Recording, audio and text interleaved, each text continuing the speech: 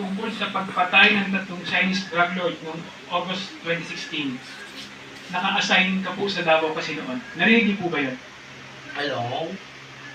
May I be clarified, Mr. Chair? Ano po yung particular na narinig ko?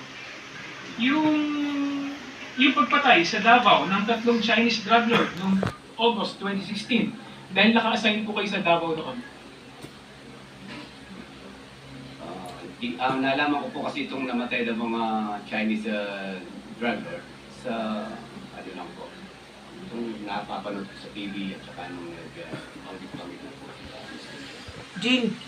Po ng inyong opisina sa Davao Prison Penal Farm dahil kayo po ay nasa Davao City noon at naka-assign sa Cab Sergeant Tintin M.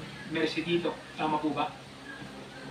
Mr. Chair, sa ano po ako, Davao City Police Office located in San Pedro, Davao City, Mr. Chair. Hindi po kayo nakaano sa Wala. Sergeant po kami Davao City noong panahon na yun. Ah, 2017